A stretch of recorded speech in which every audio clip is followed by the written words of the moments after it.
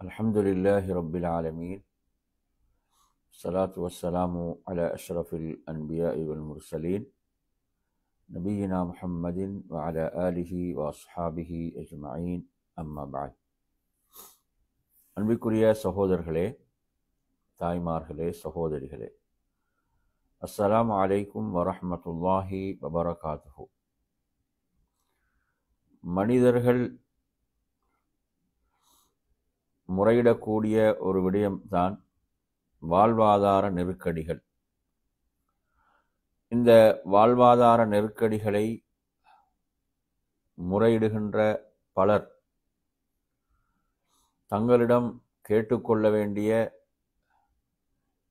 கேள்விகள் என்னவென்றால், உண்மையில் நான் ஐவேளை தொழுகையை முறையாக நிறைவேற்றக்கூடியவனாக இருக்கின்றேனா?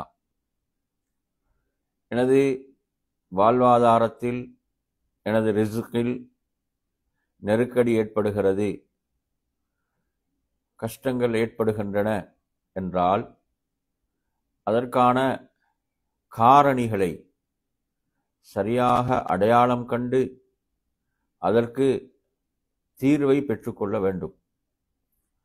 இப்படி முறையிடக்கூடிய பலர் அவர்களிடம் திருப்பி கேட்டால், நீங்கள் தொழுகையை முறையாக நிறைவேற்றுகிறீர்களா என்று கேட்டால் பலரிடமிருந்து வரக்கூடிய பதில் இல்லை என்ற பதில்தான். எனவே அங்கு நோய்க்குரிய காரணிகளை வைத்துக்கொண்டு அந்த காரணிகளுக்கான தீர்வை தேடாமல் எவ்வாறு நெருக்கடியிலிருந்து மீள முடியும்? அல்லாஹ் குர்ஆனிலே சொல்லும் போது, வஅமுர் அஹ்லக பிஸ்ஸலாத்தி வஸ்தபிர் அலைஹா, நபியே, நீங்கள் உங்கள் குடும்பத்தினருக்கு தொழுகையை ஏவுங்கள், நீங்களும் அதில் நிலையாக இருங்கள், நாம் உம்மிடம் ரிஸ்கை கேட்கவில்லை, நாமே உமக்கு ரிஸ்க் அளிக்கிறோம், உணவளிக்கிறோம் என்று அல்லாஹ் குறிப்பிடுகிறான். எனவே தொழுகையை நிறைவேற்றக்கூடியவர்களாக மாற வேண்டும். வஸ்தஈனு பிஸ்ஸப்ரி வஸ்ஸலா, நீங்கள் பொறுமையை கொண்டும் தொழுகையை கொண்டும் அல்லாஹ்விடம் உதவி தேடுங்கள் என்று அல்லாஹ் குறிப்பிடுகின்றான். எனவே அன்பிற்குரியவர்களே, காலை பொழுதிலே பலரும் வேலைக்கு தொழிலுக்கு செல்லக்கூடியவர்கள். அந்த ரிஸ்கை அவர்கள் யாரிடம் பெற்றுக்கொள்கிறார்கள் என்றால், படைத்த ரப்புல் ஆலமீன் தான் உணவளிப்பவன். அவர்கள் எந்த கம்பெனியிலே தொழில் புரியலாம், அவர்கள் வியாபாரங்கள் செய்யலாம், விவசாயங்கள் செய்யலாம், அனைவருக்கும் உணவளிப்பவன் அல்லாஹ். ஆனால் அந்த உணவை தேடி ரப்பிடம் செல்லக்கூடிய பலர் ஃபஜ்ரை தொழாமல் தான் செல்கிறார்கள். ஃபஜ்ரை தொழாமல் தான் செல்கிறார்கள். யாரிடம் உணவை தேடு செல்கிறார்களோ அவனை மறந்தவர்களாகத்தான் செல்கிறார்கள். எனவே அவனுடைய பிரதானமான கட்டளைகளில் ஒன்றுதான் இந்த ஐவேளை தொழுகை என்பது. அதே போன்று இந்த உணவுடைய நெருக்கடிகளை பற்றி பேசக்கூடியவர்கள், நீங்கள் அல்லாஹ்விடத்தில் பாவ மன்னிப்பு தேடுகின்றீர்களா என்று கேட்டால் பலரிடமிருந்து வரக்கூடிய பதில் இல்லை என்பதுதான். நறுமையான சகோதரர்களே, அல் குர்ஆன் என்ன சொல்கிறது? ஃபகுல் துஸ்தக்ஃபிரு ரப்பக்கும் இன்னஹு கான கஃபாரா யுர்சிலிஸ் ஸமா அலைக்கும் மித்ராரா வயும்திதுக்கும் பி அம்வாலின் வபனீன் வயஜஅல் லக்கும் ஜன்னாத்தின் வயஜஅல் லக்கும் அன்ஹாரா. இந்த வசனத்தில் அல்லாஹ் சொல்கிறான், நீங்கள் உங்கள் ரப்பிடம் பாவ மன்னிப்பு தேடுங்கள். நபி நூஹ் அலைஹிஸ்ஸலாம் தனது சமுதாயத்துக்கு இவ்வாறு கூறினார்கள் என்பதை அல்லாஹ் சொல்கிறான். நிச்சயமாக அவன் மிக்க மன்னிப்பவனாக இருக்கிறான். உங்களுக்கு அருள் மழையை அவன் அனுப்புவான். உங்களுக்கு செல்வங்கள், பிள்ளைகள், அதில் உங்களுக்கு வளத்தை ஏற்படுத்துவான். அதேபோன்று உங்களுக்கு தோட்டங்களை, அதில் ஓடக்கூடிய ஆறுகள் அல்லாஹ் ஆக்குவான். இவ்வாறான நட்பாக்கியங்கள் எல்லாம் எதன் மூலம் என்றால், ஒருவர் அல்லாஹ்விடத்தில் பாவ மன்னிப்பு தேடுவதன் மூலம். ஆனால் ஒருவன் தொடர்ந்து பாவத்தில் ஈடுபட்டு கொண்டிருக்கிறான், அவன் தனது பாவங்களுக்கு அல்லாஹ்விடத்தில் மன்னிப்பை பெற்றுக்கொள்ளவில்லை என்றால், அவன் மன்னிப்பை தேடவில்லை என்றால் எப்படி இந்த நெருக்கடியிலிருந்து, இந்த வாழ்வாதார நெருக்கடியில் அவன் மீள முடியும்? மீளுவதற்கான அந்த நெருக்கடியிலிருந்து தன்னை காத்து கொள்வதற்கான தீர்வாக இங்கு இஸ்திக்ஃபார் சொல்லப்படுகிறது. ஒருவர் தனது பாவங்களிலிருந்து மீண்டு அல்லாஹ்விடத்தில் பாவ மன்னிப்பு தேடக்கூடியவராக மாற வேண்டும். அது அவரது வாழ்வாதார நெருக்கடியை போக்கக்கூடியதாக இருந்து கொண்டிருக்கிறது. எனவே நறுமையான சகோதரர்களே, இவ்வாறான பிரச்சனைகளை வைத்து கொண்டு அந்த பிரச்சனைகளுக்கான தீர்வை தேடாமல் நெருக்கடி, உணவு நெருக்கடி, ரிஸ்கிலே நெருக்கடி, வாழ்வாதாரத்தில் நெருக்கடி என்று புலம்பிக் கொண்டிருப்பதில் அர்த்தமில்லை. எனவே நாம் உலக ரீதியாக முயற்சிகள் மேற்கொள்ள வேண்டும். நாம் உணவை தேடி செல்ல வேண்டும் என்று அல்லாஹு தாலா அப்படித்தான் குர்ஆனிலே சொல்கிறான். ஃபந்தஷிரு ஃபில் அர்தி வப்தகு மின் ஃபத்லில்லாஹ். நீங்கள் பூமியில பல பாகங்களுக்கு சென்று, பூமியிலே பறந்து சென்று அல்லாஹ்வுடைய அருளை தேடுங்கள் என்று அல்லாஹு தாலா சொல்கிறான். எனவே இப்படித்தான் மார்க்கம் சொல்கிறது. அன்பிற்குரியவர்களே, அவ்வாறு தேடுகின்ற போது அதற்கு தடையாக இருக்கக்கூடிய காரணிகள், அவைகளிலிருந்து நாம் நம்மை காத்து கொள்ள வேண்டும், விடுவித்துக் கொள்ள வேண்டும். எனவே அந்த அடிப்படையில் அதே போன்ற ஒருவர் அல்லாஹ்வின் மீது முழுமையாக தவக்குல் வைத்து செயல்பட வேண்டும். அவர் தனது தொழிலின் மீது முழுமையாக நம்பிக்கை வைத்து, தனது வியாபாரத்தின் மீது முழுமையாக நம்பிக்கை வைத்து, இந்த தொழில் இல்லை என்றால் எனக்கு ரிஸ்க் கிடைக்காது, எனக்கு ரிஸ்கே இல்லை, இந்த வியாபாரம் இல்லை என்றால் எனக்கு ரிஸ்க் கிடையாது, இப்படி அந்த தொழிலின் மீது, வியாபாரத்தின் மீது முழுமையாக நம்பிக்கை வைத்து செயல்படக்கூடியவர்களாக இருப்பதை பார்க்கிறோம்.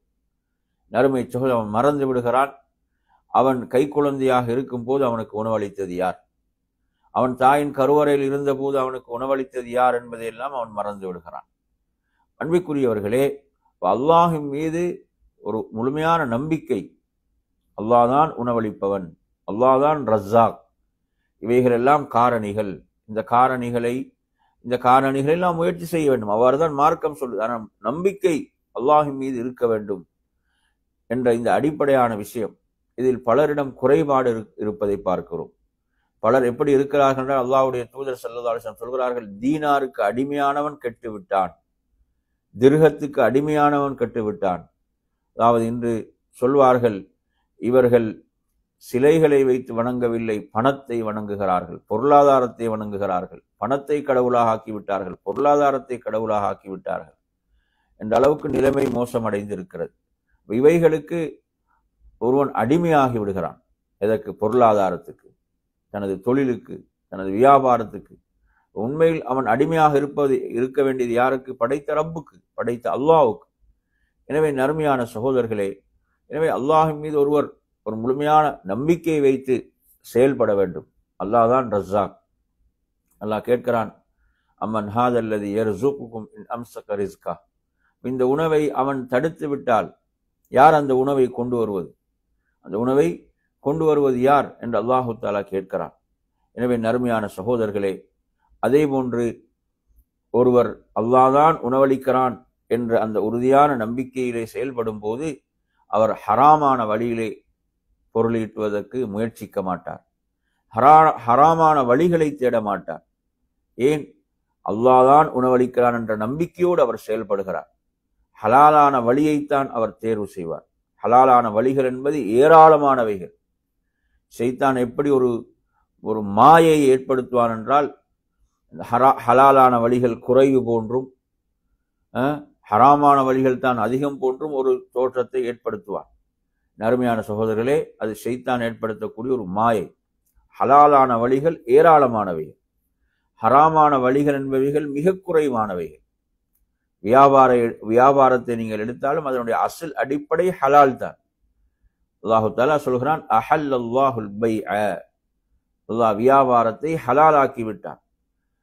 எப்போது வியாபாரம் ஹராமாகும் என்றால் சில குறிப்பிட்ட காரணிகள் தான். அந்த காரணிகள் வரும்போது வியாபாரம் ஹராமாகும். இல்லை என்றால் வியாபாரத்துடைய அசல் அடிப்படை ஹலால். எனவே ஹலாலுடைய வழிகள் ஏராளம் இருக்கிறது. சிலரிடத்தில் இந்த சொற்பமான ஹராமான வழிகளை சொல்லும் போது அவர்கள் என்ன கேட்கிறார்கள் என்றால், இதெல்லாம் பார்த்தா உலகத்துல வாழ முடியாது, சம்பாதிக்க முடியாது, பொருளீட்ட முடியாது. ஏன்னா அவங்களுடைய சிந்தனையில் என்ன ஏற்படுத்தப்பட்டிருக்கிறது? ஷைத்தான் எதை போட்டிருக்கிறான் என்றால், அதாவது ஹலாலான வழிகள் மிக குறைவு போன்றும் ஹராமான வழிகள் தான் கூடுதல் போன்றும் ஒரு தோற்றத்தை ஏற்படுத்தி இருக்கிறான். இல்லை என் அருமையான சகோதரர்களே, ஹலாலான வழிகள் தான் ஏராளம், ஹராமான வழிகள் என்பவைகள் மிக குறைவானவைகள். மார்க்கம் தடுத்த வழிகளை நாம் எடுத்து பார்த்தால் மிக குறைவாகத்தான் இருக்கின்றன. அந்த வழிகளில் தான் நாம் பொருள் ஈட்டக்கூடாது, அந்த வழிகளில் தான் நாம் பொருள் ஈட்டக்கூடாது. எனவே உணவளிப்பவன், ரிஸ்க் அளிப்பவன் அல்லாஹ் என்று நம்பிக்கை கொள்ளக்கூடியவர்கள் என்ன செய்ய மாட்டார்கள்? ஹராமான வழிகளை தேட மாட்டார்கள். என்ற ஹராமான வழிகள் என்பவைகள் என் அருமை சகோதரர்களே, படைத்த ரப்புக்கும் அவனுக்கும் மத்தியில் உள்ள தொடர்பையை துண்டித்து விடக்கூடிய ஒரு பயங்கரமான ஒன்று. அதனால்தான் நபி ஸல்லல்லாஹு அலைஹி வஸல்லம் சொல்கிறார்கள், ஒரு நீண்ட தூர பிரயாணத்திலே இருக்கக்கூடியவன், பிரயாணத்துடைய களைப்பிலே கஷ்டத்திலே இருக்கிறான், அவனது முடிகள் எல்லாம் என்ன புழுதி படிந்து அந்த பிரயாண களைப்பை வெளிப்படுத்தி கொண்டிருக்கிறது. அப்படியான அந்த ஒரு பிரயாணியுடைய துஆவே மறுக்கப்பட மாட்டார். ஆனால் இவன் பிரயாணத்தில் இவ்வளவு களைப்படைந்து இருக்கிறான். அவன் என்ன செய்கிறான்? ரப்பை தனது கைகளை உயர்த்தி யா ரப் யா ரப் என்று அல்லாஹுவை அழைத்து பிரார்த்திக்கிறான். ஆனால் அவனது உணவு ஹராமாக இருக்கிறது, அவன் குடிக்கக்கூடிய குடிபானம் ஹராமாக இருக்கிறது, அவனது ஆடைகள் ஹராமாக இருக்கிறது, அவன் வாழ்வாதாரங்களை தேடிக்கொள்ளக்கூடிய முறைகள் ஹராமாக இருக்கின்றன. எப்படி அவனது துஆ ஏற்றுக்கொள்ளப்படும்? எனவே நறுமையான சகோதரர்களே, இதெல்லாம் என்ன நெருக்கடியை ஏற்படுத்தக்கூடிய காரணிகள். ஹராமான வழி என்பது நிறைய பொருளாதாரம் வருவது போன்றுதான் இருக்கும், ஆனால் அது என்ன செய்யும்? அது பல பிரச்சனைகளை கொண்டு வரும், பல நெருக்கடிகளை கொண்டு வரும். அல்லாஹ்வோடு உள்ள அந்த தொடர்பில் மிகப்பெரிய ஒரு பாதிப்பை அது ஏற்படுத்தும் என்பதை நாம் புரிந்து கொள்ள வேண்டும். அதே போன்ற நறுமையான சகோதரர்களை, அடுத்த ஒரு நெருக்கடிக்கான காரணம்தான் அந்த பொருளாதாரத்துக்குரிய கடமையை நிறைவேற்றாமல் இருப்பது. பொருளாதாரத்துக்குரிய கடமை, உதாரணமாக ஜகாத் என்பது நிறைவேற்றப்பட வேண்டும், ஜகாத் என்பது கொடுக்கப்பட வேண்டும். என்ன செய்யறாங்க? அல்லாஹ் பொருளாதாரத்தை கொடுக்கின்ற போது அதில் அவர்கள் கஞ்சத்தனம் செய்ய ஆரம்பிக்கிறார்கள். இங்கு கேட்கப்படுவது 2.5 வீதம் தான். அல்லாஹ் கடமையாக்கி இருப்பது 2.5 வீதம். அந்த 2.5 வீதம் கடமை என்ன செய்கிறார்கள்? இல்லை, நிறைவேற்றுகிறார்கள் இல்லை. பொருளாதாரத்துக்குரிய இவ்வாறான இந்த கடமைகள் நிறைவேற்றாத போது என்ன செய்யுது? அங்கு நெருக்கடி ஏற்படுகிறது, அவனது ரிஸ்க்ல வாழ்வாதாரத்தில் நெருக்கடி ஏற்படுகிறது. நாங்கள் பார்க்கிறோம், அதாவது கொடிகட்டி பறந்த செல்வந்தர்கள் என்ன சில நிமிடங்களில் ஏழைகளாக தெருவுக்கு வந்து விடுகிறார்கள், அழிவு வருவதை பார்க்கின்றோம், அவர்களது பொருளாதாரம் அழிந்து விடுவதை பார்க்கின்றோம். எனவே படைத்த ரப்புடைய ஆற்றலை புரிந்து கொள்ள வேண்டும். பொருளாதாரத்துக்குரிய கடமைகளை நிறைவேற்ற வேண்டும், ஜகாத்தை கொடுத்து வர வேண்டும். ஒவ்வொரு நாள் காலையிலும் 2 மலக்குகள் இறங்குகிறார்கள். இறங்கி ஒரு மலக்கு எப்படி துஆ செய்கிறார்? அவர் தனது செல்வத்திலிருந்து மக்களுக்கு கொடுக்கின்றார். அவரது அந்த செல்வத்தில் பரக்கத்துக்கும் அதைவிட சிறந்ததை அல்லாஹ் வழங்குவதற்கும் அந்த மலக்கு துஆ செய்கிறார். அதே நேரத்தில் கொடுக்காமல் தடுத்து கொள்ளக்கூடிய மனிதனுக்கு எதிராக அந்த மலக்கு துஆ செய்கிறார். அவனது பொருளாதாரத்துக்கு எதிராக துஆ செய்கிறார். நெருக்கடி வருமா இல்லையா? நிச்சயமாக வரும். எனவே என் அருமையான சகோதரர்களே, முதன்மையானது ஜகாத். உபரியான சதக்காக்கள், தர்மங்கள் என்பது என்ன செய்யாது? இப்படியான இழப்புகளை கொண்டு வராவிட்டாலும் ஜகாத் என்பது கட்டாயம் நிறைவேற்றப்பட வேண்டும். அதை ஒருவன் தனது பொருளாதாரத்துக்கு நிறைவேற்றவில்லை என்றால் அவனுக்கு பல வகையிலும் நெருக்கடிகள் வரும், அவனது செல்வம் வேறு வழிகளில் அழிந்து போகக்கூடிய நிலைகள் உருவாகும். எனவே இதில் கவனம் கொள்ள வேண்டும். அதே போன்று இரத்த உறவுகளை சேர்ந்து வாழ்வது என்பது பொருளாதாரத்தில் பரக்கத்தை ஏற்படுத்தும். பலர் என்ன செய்யறாங்க? அந்த இரத்த உறவுகளை எல்லாம் துண்டித்து வாழ்கிறார்கள். இரத்த உறவுகளை அவர்கள் சேர்ந்து வாழ்வதில்லை. அவர்களை சேர்ந்து வாழ்ந்தால் நஷ்டம் ஏற்பட்டுவிடும் என்று பலரும் அவர்களை பகைத்து கொண்டு வாழ்கிறார்கள்.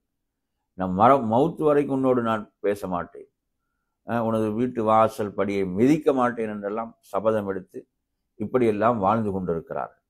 எனவே உறவு முறைகளை துண்டித்து வாழ்வது என்பது என்ன செய்யும்? பொருளாதாரத்தில் நெருக்கடி ஏற்படுத்தும். எப்படி சேர்ந்து வாழ்வது பொருளாதாரத்தில் அந்த ரிஸ்கில் விசாலத்தன்மையை ஏற்படுத்துமோ, அதற்கு நேர்மாற்றமாக அவன் அந்த உறவுகளை எல்லாம் துண்டித்து வாழுகின்ற போது அதில் நெருக்கடி வருவதற்கு அது காரணமாக இருக்கிறது. எனவே நறுமையான சகோதரர்களே, நாம் இவற்றில் கவனம் எடுக்க வேண்டும். அதே போன்று நாம் அந்த பொருளாதாரத்தை தேடுவதில் முயற்சி செய்யவும் வேண்டும். அதற்கான முயற்சிகளில் ஈடுபட வேண்டும். அல்லாஹ்வுடைய தூதர் ஹதீஸ்ல எப்படி சொல்றாங்க? இஹ்ரிஸ் அலா மா யன்ஃபஉக், உனக்கு எது பயனளிக்குதோ அதில் நீ ஆர்வம் கொள், அதில் பேரார்வம் கொண்டு நீ செயல்படு. நீ முடியாது இயலாத என்று இருந்து விடாது. எனவே இந்த வழிகாட்டல் மார்க்கத்தில் இருக்கிறது.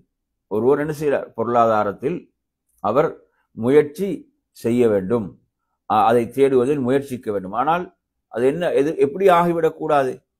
மார்க்க கடமைகளை அலட்சியப்படுத்துகின்ற, மார்க்க கடமைகளை புறக்கணிக்கின்ற அந்த மோசமான நிலைக்கு அது அவனை தள்ளிவிடக்கூடாது. எனவே நறுமையான சகோதரர்களே, இந்த விடயங்களில் நாம் கவனம் எடுக்க வேண்டும். உண்மையில் தனது வாழ்வாதார நெருக்கடிகளை முறையிடக்கூடியவர்கள் இவற்றை கொஞ்சம் மீள் பரிசீலனை செய்து பார்க்க வேண்டும். எனது வாழ்வில் இப்படியான குறைபாடுகள் இருக்கின்றதா? இந்த குறைபாடுகளை சரி செய்ய வேண்டும். சிலரை பார்த்தீங்கன்னா பெற்றோர்களோடு பேசுவதில்லை, பெற்றோர்களோடு எந்த ஒரு நல்ல விதமான தொடர்பும் இல்லை, அவற்றையெல்லாம் பெருமையாக பேசிக்கொண்டிருக்கிறார்கள். பெற்றோரோடு ஒருவன் பேசவில்லை என்றால், பெற்றோரோடு ஒரு சிறந்த தொடர்பு இல்லை என்றால் அது அவனுக்கு ஒரு அழிவு. அது ஒரு சொல்ல முடியாத ஒரு அழிவு. அப்படி ஒரு நெருக்கடி அவனது வாழ்க்கையில். சாதாரண விஷயம் கிடையாது. இது போன்ற விஷயங்கள் எல்லாம் ஒருவன் என்ன செய்யணும்? தௌபா செய்து மீண்டு விட வேண்டும். அவர்களோடு நல்ல உறவை பேண வேண்டும். அவர்களுடைய பிரார்த்தனை என்பது பிள்ளைகளுக்கு மிக முக்கியமானவைகள். எனவே நறுமையான சகோதரர்களே, இந்த விடயங்களில் நாம் கவனம் செலுத்துவோம் என்று கூறி நிறைவு செய்கிறேன். வாஹிரு தஅவானா அனில் ஹம்துலில்லாஹி ரப்பில் ஆலமீன். வஸ்ஸலாமு அலைக்கும் வரஹ்மத்துல்லாஹி வபரகாத்துஹு.